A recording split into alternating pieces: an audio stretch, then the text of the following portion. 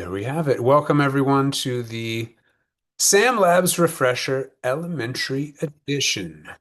Make sure everybody is in the meeting here, and it's with me. It's with me, Joel Reber. Happy to have you with us today. Little bit more about myself. I was a elementary teacher for 8 years in San Francisco mostly. I really loved focusing on project-based learning and incorporating STEM and coding into that. I also co-founded an app with a friend of mine that allows users to find their phone when the battery on the phone dies. It's called Where Did My Battery Die? It's free. Check it out if you have an Android. But it was a natural thing for me to combine those two passions and join up with Sam Labs almost 2 years ago at this point. Now I'm based over in Oakland, California, with my wife, 7-month-old daughter, and basset hound named Wizard. Oh, Wizard, you're not supposed to be on that slide. She just likes to come in there in the corner and interrupt with whatever I'm doing with her silly face. But there's Wizard for you. We're over here in Oakland, California, in the Bay Area, and I'm really happy to be with you all today. Those joining live, those watching the replay, to talk about Sam Labs in elementary. Now, like I mentioned, you may, that we got people coming from all over the country, as we just heard. So this is just a little guide to who you might be working with in terms of SAM Labs based on where you are in the country. And for those of you watching the replay, this would be a nice opportunity to scan that QR code to get in touch with us if you would like. And you can always email customer success at samlabs.com. If you don't happen to remember these emails or didn't scan the QR code, and we're always happy to help you with anything. So in this session, we're going to really dive into the elementary curriculum, particularly the new lessons that were just released recently. We're going to go over pairing updates. Using those pairing IDs is going to save you a lot of time and make things so much easier.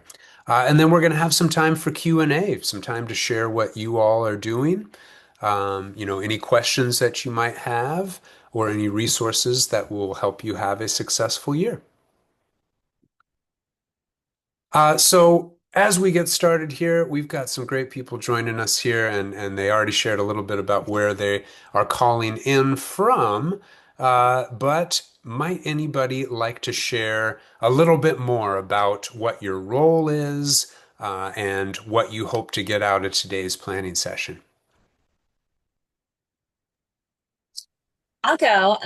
So I'm a math specialist in Haverhill, which is a pretty low income community. We're 100% free and reduced lunch. So I got a grant a few years ago and got a few robots. And we've been working on intervention groups for kids below grade level, but also giving them the opportunity to code because we found that kids that are a little bit below grade level feel successful with block coding because it's so familiar to things that they may already know. So it kind of builds them up. So yeah, I'm just interested in learning some more ways I can integrate it into my curriculum. Fantastic, Mandy. Thanks for sharing. And that's the root robot, I take it, that you all are using over there. Awesome. Yeah, Root Robot, great tool for those that haven't explored it yet. You all are going to get a free one today for those tuning in live. So you'll get a chance to check it out and also see how it fits together with the Sam Labs blocks. For those of you who are perhaps a little older customers who have those Sam Labs hardware kits. It can fit in real nicely with the Root Robot, especially if you have the Lego top for the Root Robot. Then you can just snap those blocks right on there. Oh, and I do see that Terry shared in the chat. We've got Terry and Jenny coming in from Naperville, Illinois. Kindergarten teachers. So glad for you to join us. And interested in how to implement in kindergarten. What a great question that I help teachers with all the time because, yeah, it can be a bit intimidating, right? This stuff is hard for us to learn and us to get familiar with, let alone those little students that we're working with. But what a great way to do it with Sam Labs and having them explore the blocks, our great little mascot Blocky, helping Blocky solve problems. So yes, happy to help you explore that a bit more. And thanks, Don, for sharing. Don coming in from Naperville, Illinois, as well. In fourth grade, I was also a fourth grade teacher a while back. Happy to have you with us, Don. Did you want to add on at all, Don? I just saw you turned your I'm going to be camera on. honest. I'm so sorry I had to get finish that call with the parent that I don't even know what you were talking about. So I'm sorry. I'll catch up. Oh, this is what we were talking about, just sharing name and your role, what you hope to get out of today's session. So Uh, you didn't I miss anything. Anything that I could learn is always good. I did pilot it, or I did it last year. I did the intro, did some lessons, and then Laura Nyland, I don't know if you know her, talked me into doing this competition, this design showcase, and I whipped that out in like 12 days, and one of my teams won first place. Oh, fantastic. Okay, So that now was I'm fun. remembering, Don, why your name is familiar. Oh, Your student's great project and yeah, that end of the year design it's fun. showcase. So anything Yeah, else, I am love to learn. So whatever else you got for me. I love that attitude. I feel the same way. And it's a good reminder for all of us is that end of year showcase is going to be happening again at the end of this school year. It'll be here before we know it. And we'd love to see submissions from all of your classes and students. Yeah, some great prizes available there. And let's see, Katie is sharing that they did the design showcase too, and a group of her girls took third, had a great time doing it, and now they're starting a club that's open to all second and third graders at the school. So glad to hear that, Katie. And yeah, we get some more submissions from your students at the end of year design showcase. Well, any last shares here before we dig in? Well, do feel free to interrupt me at any time. Like I said, I was a first grade teacher for most of my career, so I'm very used to being interrupted, talked over, even shouted at. Hopefully, none of you will do that today, but if you do, I'm not going to take it personally. So please do feel free to interrupt, chime in with any questions, thoughts, or experiences that you might like to share. So pairing ID is what I'd like to start with today, and maybe for those of you joining us live, you could just virtually raise your hand or just give a little thumbs up if you have gotten the chance to use pairing ID yet. Oh gosh, I everyone disappeared. Where did you all go? Oh, no, there we go. Okay. Let's see. Okay, we got some thumbs up. There we go. That's what I like to see because the pairing ID in my view just revolutionized everything about SAM Labs. I mean, already the pairing process had some helpful ways to do it with matching the flashing lights, checking the Bluetooth signal strength, but this is just a total game changer. So again, we're talking about the SAM Labs blocks here, which you see the block directory, and which you see one in my hand here, if you can see my screen. And what we are going to do with those blocks is label them with the pairing ID. What is the pairing ID? So each SAM block has a unique four-digit set of letters and or numbers that is unique to that block and can help you pair it.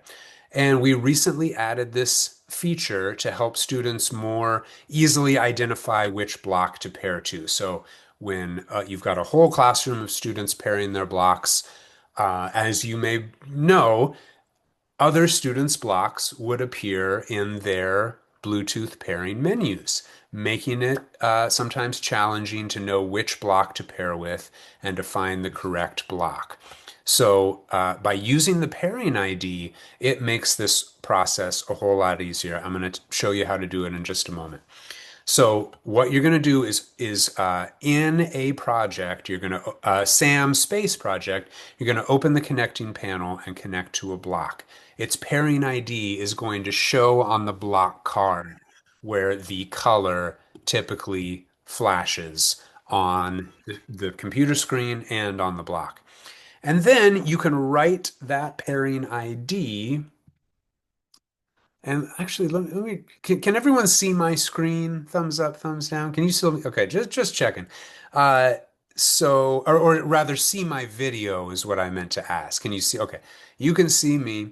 And right now I'm holding up a block with the pairing ID that I've labeled on the back. Um, and that makes pairing so much easier because when the student is ready to connect to their block, they just need to type in those four letters and or numbers, and then only the block with that unique code will show up on the pairing panel. Let me show you better how it works.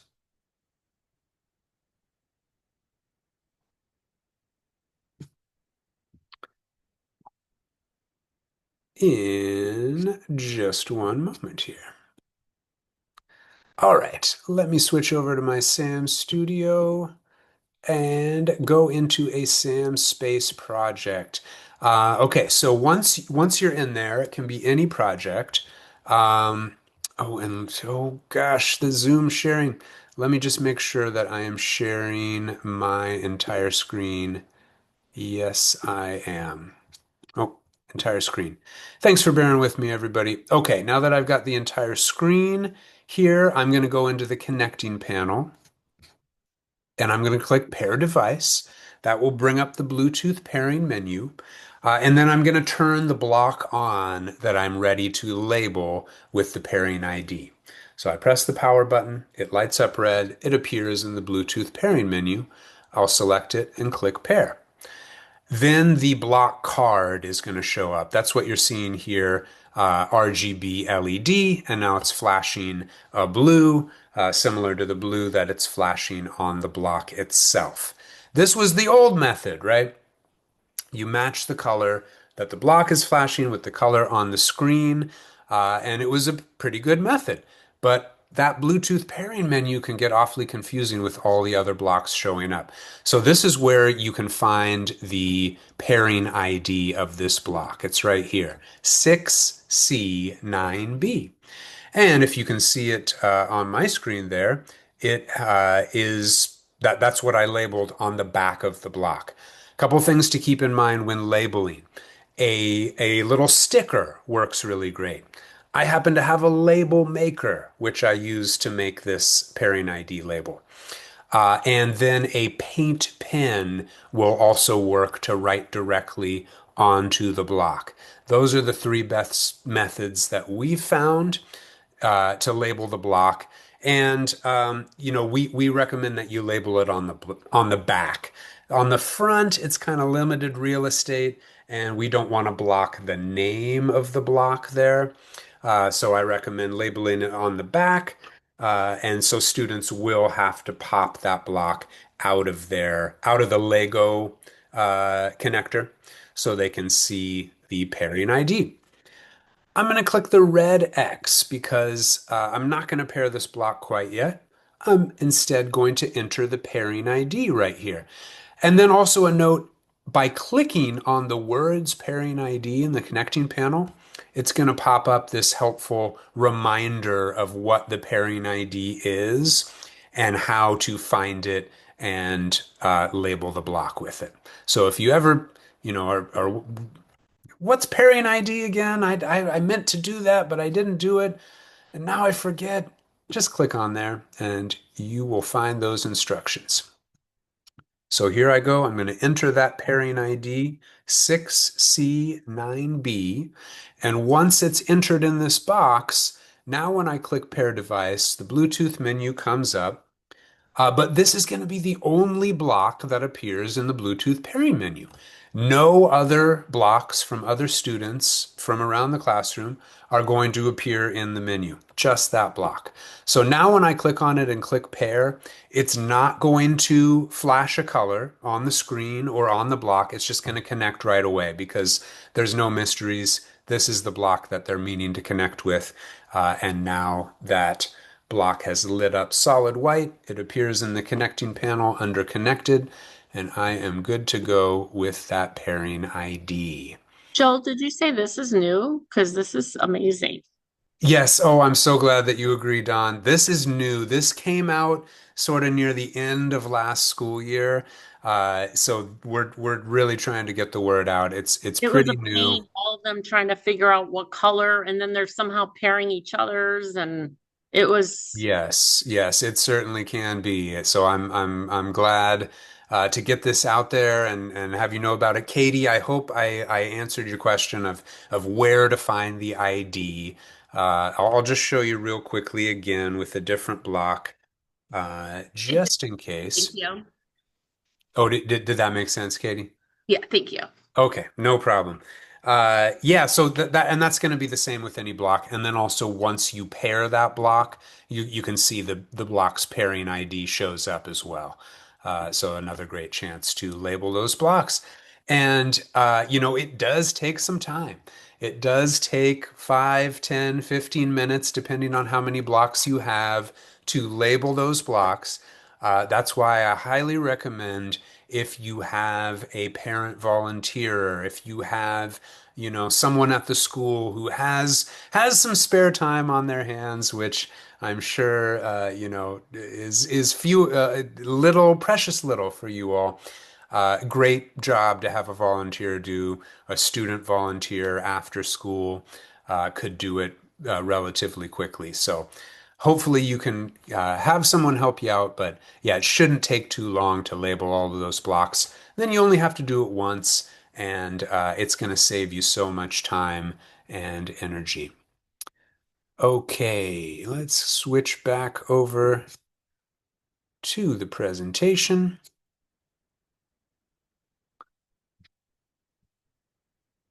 and talk a little bit more about the Resource Hub, which, if you don't know about, I highly recommend you check out because um, everything I just said about pairing ID is contained in a little like 2-minute video on the Sam Labs Resource Hub.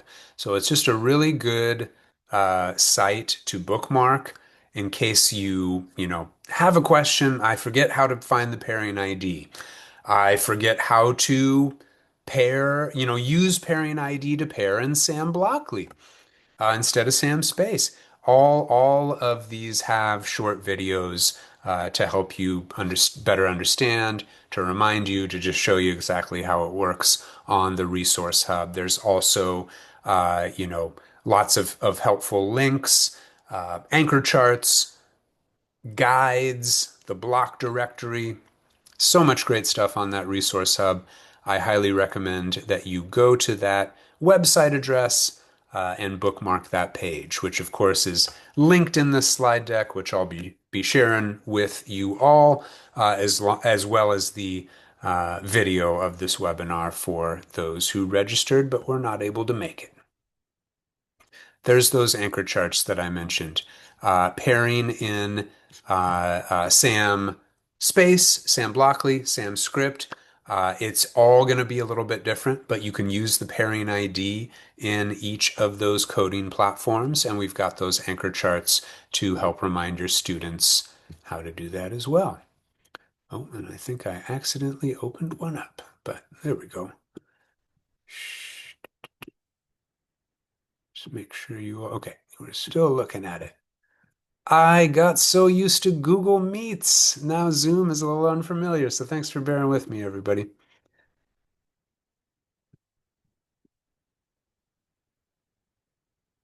Oh, I did it again. I clicked the link. I am glad to have those links there, though, so they are easily accessible. But we got to go to the next slide. And then, yes, there's the pairing guidance in Sam Space. Teachers who have this up on the wall, I've noticed, their students are really on top of the pairing process, especially if they're using the pairing ID. Couple of best practices for pairing. Using a clear routine every time is really helpful. And I know I don't have to tell you that because you all are the experts using this in the classroom all the time. But having that clear routine, as with anything else that you're doing, is really, really helpful. Uh, One moment, please. Okay, let's just make sure my video stays there. And then, yes, using the pairing ID, of course. Another great option that you have is setting the color in Sam Blockly. There is a little circle with a color in it in the top right-hand corner, and students can choose whatever color they want. That's the color that the blocks will light up after they're paired. So that's a great way for students working in a small group to keep track of the blocks they have paired. They can change the color that those blocks are lit up and make sure that they're have all the blocks in their group. Of course, practicing makes everything easier, and the starter lessons are very well designed to, um, get students accustomed to this process and slowly guide them through it, as well as becoming familiar with the coding platform and the blocks. And then, of course, we've got those anchor charts. A couple other notes I like to mention is that making sure that Bluetooth is turned on student devices. iPads are particularly tricky with this. Sometimes that Bluetooth just gets turned off, and then students aren't able to pair their blocks. So when I'm in the classroom, doing a demo lesson, working with teachers and students, that's the first thing I always check when students are having issues. Is Bluetooth turned on? And then also that last one you see under number 5 there, keeping the Chromebooks awake is very helpful because if the Chromebooks are set to go to sleep after 10 or 15 minutes, students may have to log back in and reconnect their blocks, which can be frustrating. So making sure the settings on the Chromebooks are going to keep them awake for the whole class period. Like I was saying, the best way to label those blocks with pairing ID, if you're writing directly on the block, is with a paint pen. Those Sharpies do come off, even those fine tip Sharpies that we like to have. A label maker works very well, or small size stickers, and then you can use any style of pen to write on the sticker. Printing individual anchor charts, and having them laminated and available or even taped to desks can save a lot of time.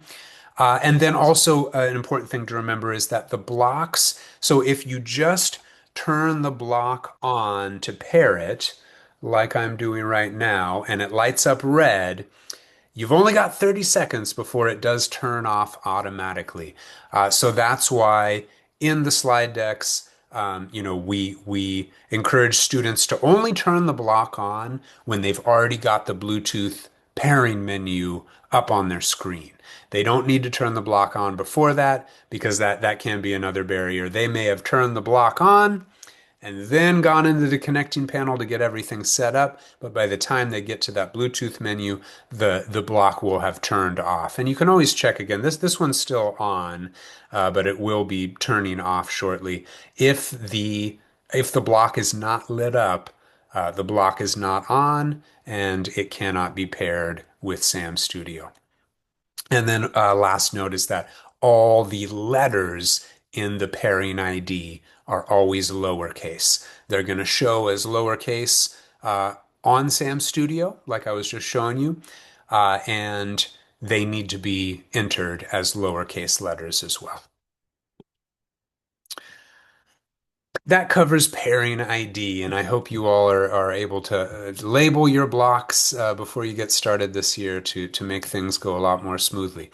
Let's get into the curriculum content and updates now because there's some great new lessons and activities for elementary school this school year. So if you would like to follow along with me and check these lessons out, please do now go log in to your Sam Studio account. The login page looks a little different from this. We got to update this, but it's the same idea. You should be able to log on with Google Single Sign-On, Clever, ClassLink, whatever your school or district happens to use, or by entering your email address and the password Blocky, Blocky, all lowercase, as seen on this screen. So please do log in if you'd like to follow along with me.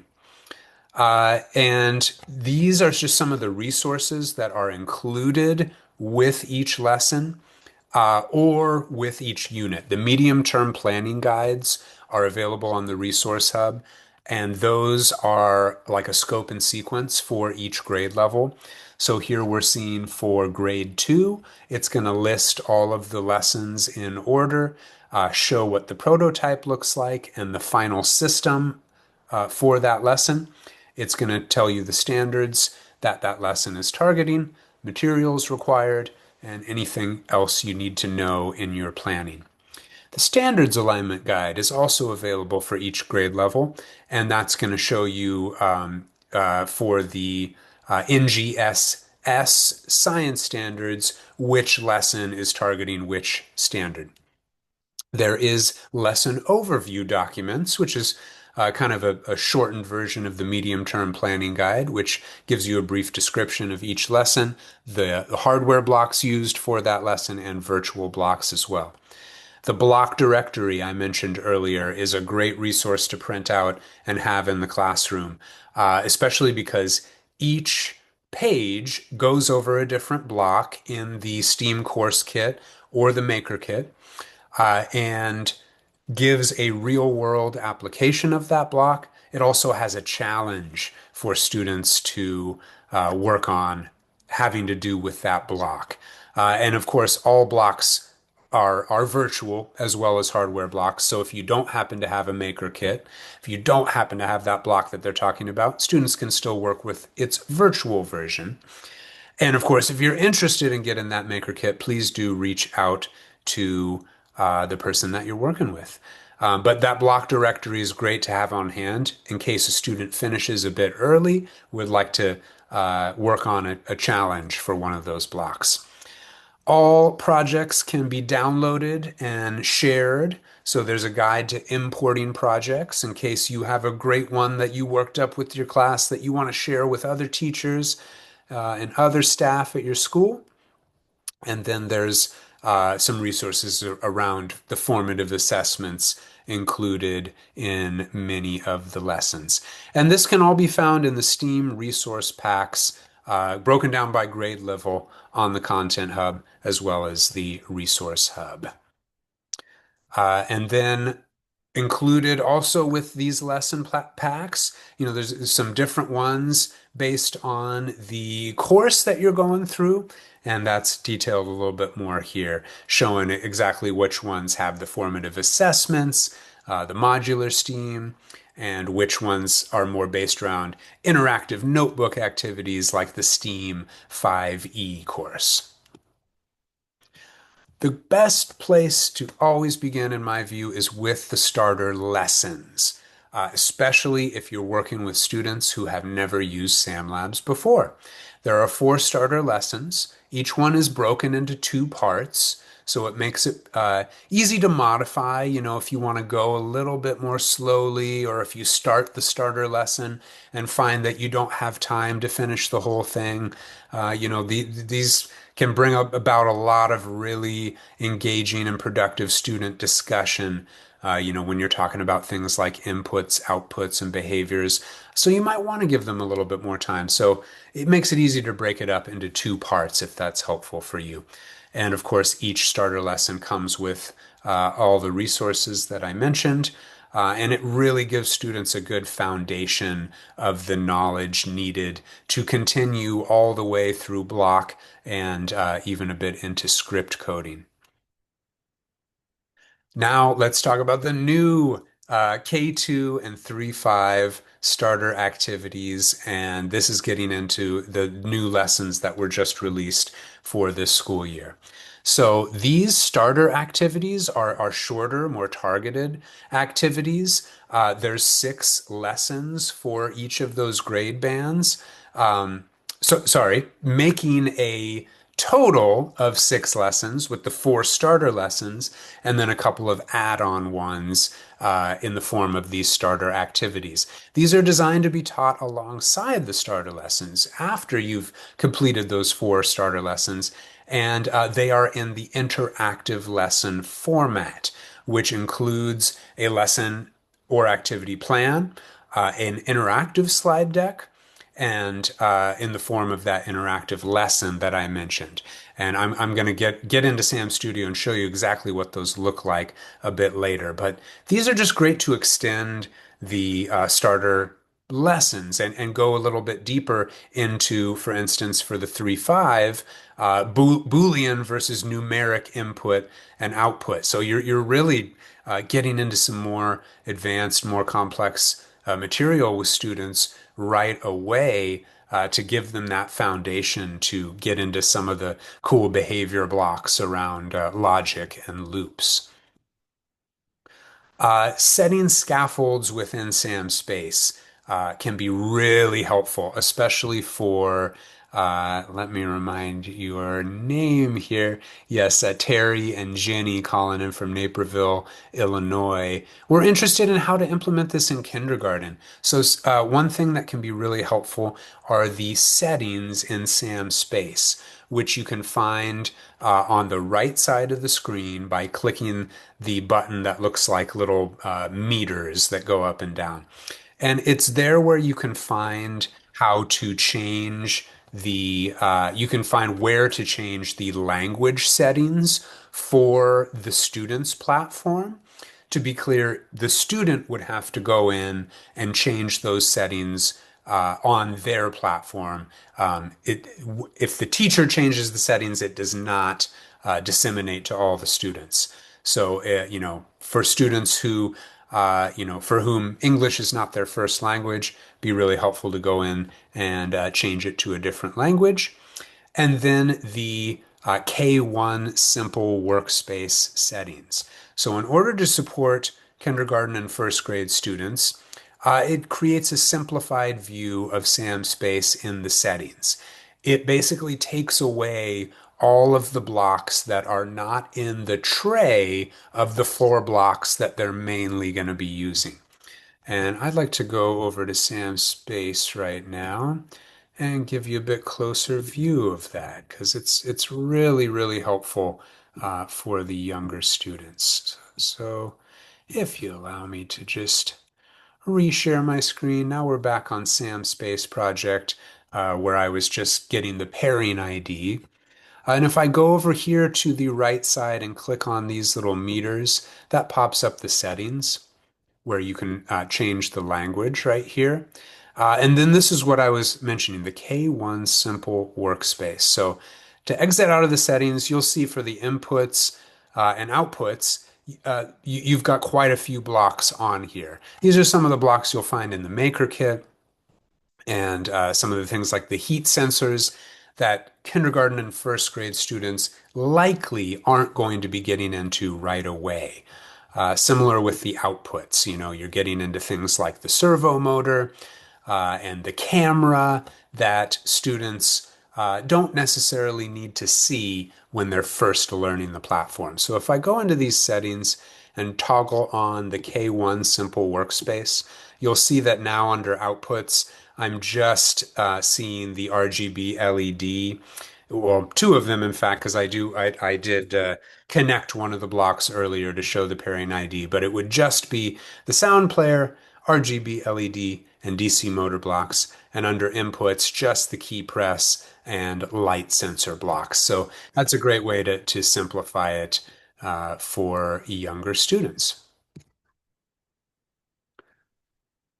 All right, let's continue with some SAM space scaffolding. Uh, oh, let me just check the chat here. Oh, yes, absolutely. Oh, and we got that's okay, Mandy. Understandable. Glad to have you back. Internet dropped out for a moment.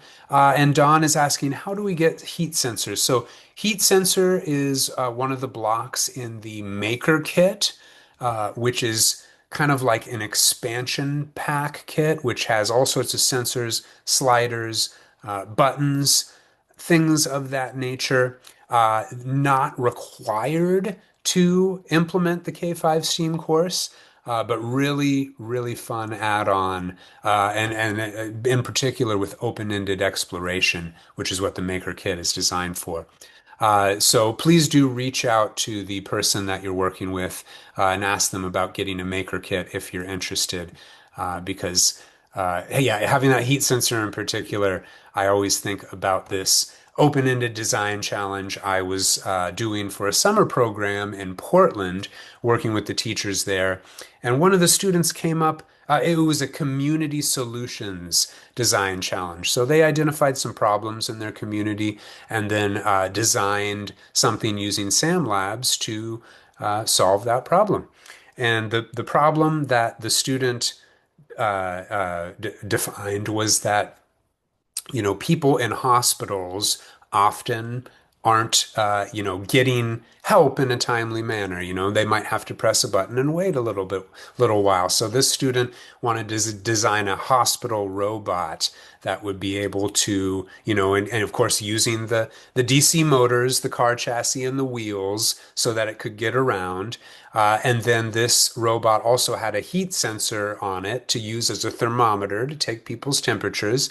And then it actually used the servo motor to put its hand back and forth and give a little friendly wave to people to cheer them up while they're in the hospital. So that I was just blown away by that idea, and that was a great use of the heat sensor. And Joel, I was just going to say, my third graders who, like, I think they took third place or something like that, but they were trying to save the ducks. And so, with global warming and the heat rising, they looked at the ducks' normal temperatures for the ponds in the area, and they used a servo and a heat sensor. So, the heat sensor would trigger the servo to dump ice into the pond when it would get too warm for the ducks. Um, and we didn't have any of the heat sensors for our school district, but we could still use the programming and the software to model it. And they just used like pretend ice and pretend heat sensor for their model. So even if you don't have like the actual soft or the actual hardware to use, the kids can still model it. That's such a great point, Katie. And now I'm fully remembering the projects too, because I remembered your name. And that Save the Ducks project, not to cast aspersions on any of my teammates, but that was my favorite project. That's what I voted for. Me There too. were so many great projects. It was really hard to choose, but I was sad not to see that one take first prize. That was a fantastic project, and that's a great point about using the virtual blocks. If you don't have a maker kit, or if you do have a maker kit and someone else is using the heat sensor at that moment, please don't let that stop you because it's still very easy to use those virtual blocks and just, use the slider to simulate what heat is being sensed at that moment. And oh boy, can't wait to see what those students come up with this year. And this is something that's could greatly help them get there and come up with some great ideas. These new lessons that were just released, basically, these that just came out just in September. All of the 3.5 lessons have been released. The K2 lessons, many of them have already been released, and they're going to keep coming out on a rolling basis. And we do have scope and sequence for all of that available on the resource hub. And please do reach out to the customer success manager that you've been working with in your region to get more detail, to check in and find out more about these great new lessons. Each of them follows the same model. Engage, apply, extend, and reflect, which I'll show you in detail once we get into one of those lessons shortly. And let's do that right now before we get into the question and answer section. I'm going to switch back over to my Sam Studio, log back in, and go to the Content Hub. And you might, thumbs up if anybody happened to log into Sam Studio already this school year and notice the complete redesign of Sam Studio this year. Things are looking a little bit differently in Sam Studio. Now goes a whole lot faster. Basically everything is improved. So all praises to Raf, our great head of product, for making that happen. Also the person who invented the root robot.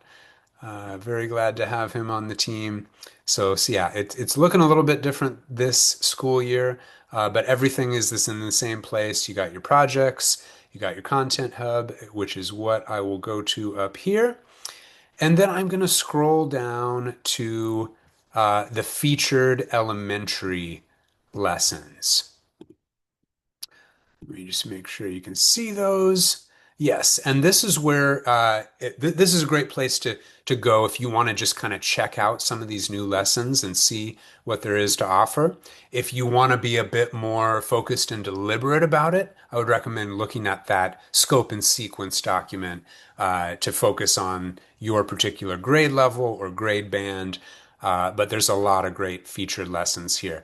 Now, if you know anything about me, you know that I love music, love playing and listening to music, so I had to go to this M is for music lesson to check out. And this is a kindergarten lesson.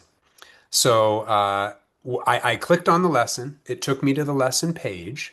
Looks a little bit different, but same resources attached. And this is one of those interactive lessons that I mentioned earlier. So the way that this is done is similar to how the slide decks are used in the starter lessons and previous courses, if you're familiar with that, which is basically just a slide deck that you would project or display and use to walk through with your students. So what I'm going to do here is click View on this interactive lesson. That's going to take me into the teacher view, which starts with or rather, I should say, this is an activity, a bit shorter than a lesson. Some of them are more full lesson plans. This is an activity plan, so it's going to give you some more details about, vocabulary to share with students, some things to prepare before the lesson if needed, and all the information there.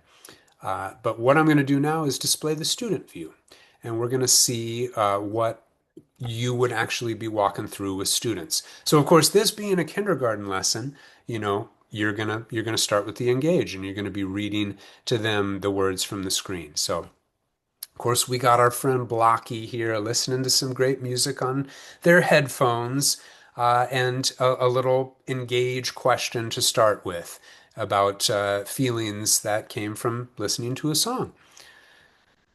We're going to listen to some different music samples and think about how that music made you feel and what specific sounds in the music made it happy, sad, or energetic. Practicing some, and then, making some music with those vocabulary words attached, and then doing a little matching. For me, loud drums, that's going to make me happy. It may be a little bit different for you. A rain stick, that is going to start putting me to sleep with the sound of that calming rain, and the maracas are definitely going to make me excited. And students can check their answer here. This is pretty open-ended, so I think. Oh, actually, I spoke too soon. So I got a little difference of opinion with Jen, our great curriculum developer, who made this. But I can easily switch these back around in order to get a more correct answer. And this check answer becomes more relevant when they're doing things like sorting blocks into input and output. Go on to the next section. We're going to apply and make some music of our own. So here we have the coding workspace embedded into the lesson and the blocks already on there. So the question being, what types of notes are you going to use in your music? And then giving students a chance to try it out. So what I'm going to do is click pin. That is going to pin the workspace to the side of my screen so I can continue to look at the instructions over on the left side of the screen. And what we're going to do here is just make a connection between the button and the buzzer block. And then we're going to go into the settings of the buzzer block and pick a note for our music. When I press the button, that note is going to play. And it's going to, it's like guess the emotion that that particular note would bring. Now, for a great extension to this, you can even go into the behaviors blocks. And oh, is it giving me that behavior? I need to go in here. Okay, looks like the sequencer isn't available for this. Okay, we might need to change that, but that could also be in the extend section. Okay, we're adding a light to the melody as well. So if we went back to apply, that could be part of the extension where students could also add in a light to their system. Of course, do need to pin it to the side of the screen in order to drag the blocks on there. And maybe that note, that's making me feel kind of a purple color. So now when I press it, the note is going to sound and the light is going to light up. And of course, you could connect the hardware blocks to this system, just like you would regularly in SAM Space for students to try out. So this is an example of a kindergarten lesson that is one of the new interactive lessons that you can go through with your students and do the coding with them together before they may try it out on their own, especially the older the students get. So the extension was adding a light, and then at the end they're going to do some reflecting and self-assessment. How could you change your melody? How would you write a song for a certain scenario? And then they are going to do some self-assessment, like I mentioned. How were you feeling about this activity? Were, you able to do this by yourself? Did you even help others? Or do you need a little bit more support for next time? And that brings us to the end of that interactive lesson. Like I said, that's one of the kindergarten lessons. There are first, second, third, fourth, and fifth grade lessons. The entire scope and sequence is released for the third through fifth grade lessons, and the kindergarten, first, and second grade lessons are going to continue to be published on a rolling basis. Let's see if so. Oh, okay. Katie had to leave. Thanks for joining us, Katie. Yeah, and so I'm really excited to see what you all and what teachers around the country do with these new interactive lessons this year. Some really cool ones. This one I saved to my favorites. It's another kindergarten lesson where students are going around the room finding different textures and using the counter block to keep track of all the different textures that they are able to find in the room. All right, everybody. Elementary refresher. I hope that you're feeling a bit refreshed. You're feeling a bit more knowledgeable about the new updates and content that are available on Sam Studio this year. And like I'm going to keep saying, please do connect with the person that you've been working with, the customer success manager in your region, to explore these things more. We love to meet with teachers, help them plan, just give them suggestions for classroom management, like the great question about what is this going to look like in kindergarten. This is really what we love to do and we're passionate about. So please do reach out to us if you have any questions or thoughts. But speaking of that, for those joining us live this afternoon or evening, depending on where you are, do you all have any questions or thoughts right now? Feel free to type them in the chat or unmute yourself and ask. I have a question, Joel. Uh-huh. And I could do this after if somebody has a quicker question. So, for example, I'm in fourth grade. I see an interactive lesson called Energy in Motion. It has bowling pins on there. And so I was kind of taking a peek at it. Uh-huh. So I was going to teach with it. Would I click the interactive lesson, or there's like a blue slide deck and a pink slide deck? What are the So differences? I believe for that energy in motion lesson is not actually an interactive lesson. I think it's one of the older ones, unless it does it say interactive lesson on there At the by very bottom, it chance? says interactive lesson. Oh, Uh, okay. So yeah, so that's I think one of the older ones that got put into the new interactive format. And then the difference between those two colored links, like there's a link for slide deck in blue and then a link for slide deck in pink, you mentioned. yeah. So Oh, I believe what that is one is a PDF and one is a Google Drive file. So the PDF is great if you want to just open it up and use just that. If you want to make a copy of it and modify it at all, use the Google Drive link, and then you can make a copy of that to your Google Drive and modify it how you see fit. okay. Only because, and I thought I saw this again last year. So, like, there's a warm up slide, and it says which group ran 100 meters faster. And then Blocky says the group that had rested first, or the group that had done jumps first. I would assume that's just a question, right? You just kind Yeah, of yeah, just one of those warm up kind of turn and talk or small group got discussion it. questions. Yeah.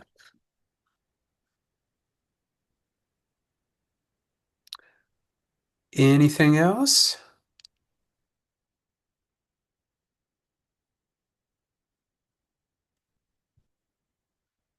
All right. Well, as we finish up here, if any questions do come to mind, please do unmute yourself and interrupt me.